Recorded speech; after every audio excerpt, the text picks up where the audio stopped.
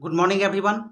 आज जो है मैं गणित का मैथ्स का ऐसा ट्रिक लेकर के आए हैं, ऐसा फॉर्मूला लेकर के आए हैं जो कि आपको हर एग्जाम में समय बचाएगा। और आपका समय एग्जाम में बचेगा तो आप ज़्यादा से ज़्यादा क्वेश्चन अटेम्प्ट कीजिएगा, है ना। तो आइए वीडियो की तरफ बढ़ते हैं, देर न करते हैं। ये टाइम एंड वर्क का क्वेश्चन है, टाइम एंड वर्क का, जो कि आप जानते हैं कि इसको जो है इस तरह का क्वेश्चन रहता है। तो पहले हम लोग इसको एक एक नियम से बनाते हैं, चूंकि करके इसलिए बनाते थे, वो लंबा प्रोसेस है ना। बस आंसर निकलेगा, क्वेश्चन पढ़ना है और बस आंसर में टिक लगाना है, फालतू कुछ नहीं। तो इसमें जो है आपको एक फॉर्मूला है,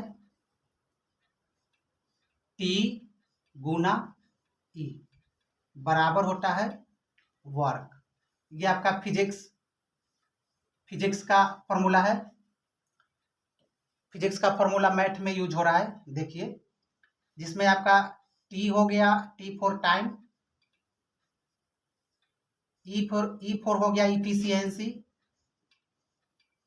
EFFICI इफिशियंसी, डब्ल्यू से हो गया वर्क, टाइम यानी समय, इफिशियंसी यानी हो गया क्षमता, है ना, और डब्ल्यू से हो गया वर्क यानी काम। फॉर्मूला यही याद रखना है, टी गुना ई बराबर डब्ल्यू। तो देखिए, आपको जितना समय क्वेश्चन पढ़ने में लगेगा उससे बस आपको जितना समय क्वेश्चन पढ़ने में लग जाए, आंसर निकलने में उतना ही देर होगा। जितना जल्दी आप क्वेश्चन को पढ़िएगा उतना जल्दी आपका आंसर निकल करके आएगा, और बस आप टिक लगाइएगा और आगे बढ़िएगा। तो आइए देखते हैं, शुरुआत करते हैं। कह रहा है ए किसी काम को 10 दिन में करता है। यहां पर लिख देना है टाइम और ई फॉर इफिशियंसी, है ना। इधर लिख देना है वर्क डन, इधर वर्क डन लिखाएगा। बस एक बार प्रोसेस समझ लीजिए, इस प्रोसेस को आप दोहराइएगा। चाहे मैथ का कोई भी बुक हो, इस टाइप का जितना भी क्वेश्चन मिले आप उस पर लागू कीजिए इसको, और देखिए किस तरह से आपका आंसर निकल के आता है। मैं बिल्कुल 100% सही कह रहा हूं कि जितना समय आपको क्वेश्चन पढ़ने में देर होगा उतना ही देर आंसर निकालने में आपको देर होगा। जितना जल्दी आप क्वेश्चन पढ़िएगा उतना जल्दी टिक लगा करके आगे बढ़िएगा। तो यहां लिख देना है सबसे फर्स्ट में लिख देना है इफिशियंसी, है ना। ए किसी कार्य को दिन में करता है, यहाँ आसान है, क्वेश्चन में ए के बारे में कहा जा रहा है, और है ना। देखिए एक बार क्वेश्चन पढ़ के हम सुना देते हैं। ए किसी कार्य को 10 दिन में समाप्त कर सकता है, जबकि बी इसे 15 दिनों में समाप्त कर सकता है। तो दोनों मिलकर इस काम को कितने दिनों में समाप्त करेंगे। क्वेश्चन में ए का जिक्र है, ए लिख दिए, बी का जिक्र है, बी लिख दिए, फिर दोनों को कहा जा रहा है, दोनों को साथ साथ लिख दे रहे हैं। ए बी, ए कितना दिन में करता है, टाइम कितना है ए का, टाइम 10 दिन, बी का टाइम कितना है 15 दिन, बी का 15 दिन। अब देखिए 10 और 15, ये दोनों का जो है एलसीएम ले लेना है ना। तो दोनों का एलसीएम निकाल लेंगे, 30, है ना। अब देखिए ये दोनों बराबर होता है, टाइम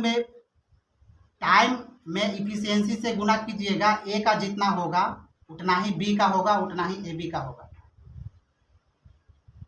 तो आपको जो है वर्क डन 30 आया, दोनों का एलसीएम ले लेना है, 30, यही वर्क डन होता है।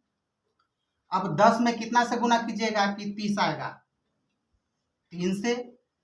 15 में कितना से गुना कीजिएगा कि 30 आ जाए, 15 में 2 से गुना करेंगे तब 30 आएगा। अब ए बी का निकालना है, इफिशियंसी निकालना है किसका, ए बी का। तो ए बी 60 में लिखा हुआ है, यानी 160 है कहने का मतलब, तो इसको भी 160 कर देते हैं, 3 2 5, 160 हो गया, मिला दिए दोनों को। अब 5 में कितना से गुना करेंगे कि 30 आएगा, 5 में 6 से गुना कीजिएगा तब 30 आएगा। यही ए बी का हो गया काम, कितने दिन में काम करेगा। ए बी का कितना आ गया है 6। आपका आंसर कहाँ है? B number option. बस एक बार इस प्रोसेस को समझ लीजिए, आपको एकदम आसानी लगेगा, चुका चुकी करने से बच जाइएगा। और सीधा अगर एक बार यदि आप सीख जाते हैं तो बिना पेन पेंसिल उठाए सीधा आप आंसर में टिक लगाइएगा और नेक्स्ट क्वेश्चन की ओर आगे बढ़िएगा। तो इसको देखिए और समझिए और खुद से कम 2 बार प्रयास कीजिए। और मैथ्स का, जनरल कंपटीशन का, चाहे कोई भी बुक हो मैथ्स का, इस टाइप का जो भी क्वेश्चन मिले आप इस फॉर्मूले के तहत बनाइए, एकदम 2 से 3 सेकंड में आंसर निकल करके आएगा। और